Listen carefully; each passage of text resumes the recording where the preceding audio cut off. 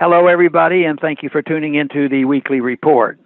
Are President Trump's senior cabinet members working against him? It's hard not to conclude that many of the more hawkish neocons that Trump has, mistakenly in my view, appointed to top jobs are actively working to undermine the president's agenda, especially when it seems Trump is trying to seek dialogue with countries the neocons see as adversaries needing to be regime changed. Remember, just as President Trump was organizing a historic summit meeting with Kim Jong-un, his national security advisor, John Bolton, nearly blew the whole thing up by making a repeated reference to the Libya model and how it should be applied to North Korea, as if Kim would jump at the chance to be bombed, overthrown, and murdered at the hands of a U.S.-backed mob. It seems that Trump's appointees are again working at cross purposes to him. Last week, Secretary of State Mike Pompeo announced that he was invoking a 1991 U.S. law against the use of chemical weapons to announce yet another round of sanctions on Russia over what he claims is Putin's involvement in the poisoning of a former Russian spy and his daughter in the U.K.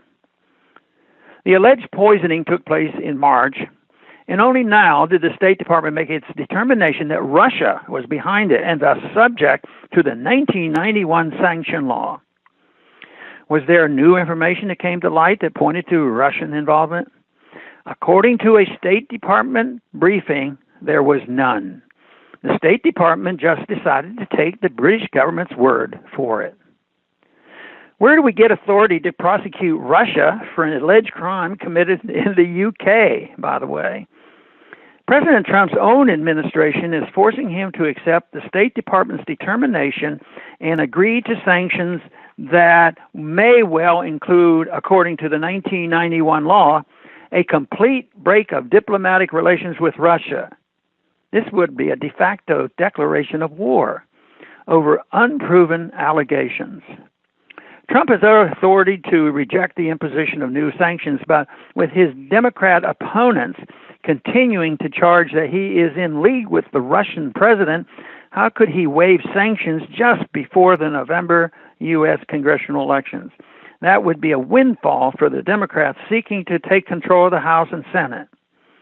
The only way Russia could avoid the second most extreme round of these sanctions in November is to promise not to use chemical weapons again and open its doors to international inspections.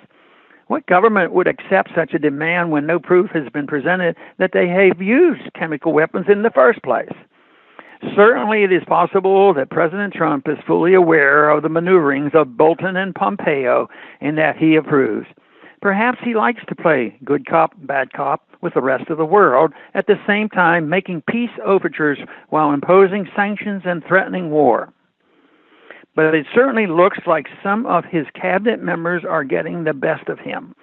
If President Trump is to be taken at his word that he welcomes dialogue without preconditions with leaders of Russia, North Korea, Iran, and elsewhere, he would be wise to reconsider those in his employ who are undermining him every step of the way.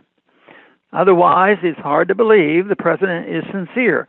Let's hope he does choose dialogue over conflict and clips the wings of those under him attempting to push him in the other direction. Thanks for listening. Please return to the Liberty Report soon.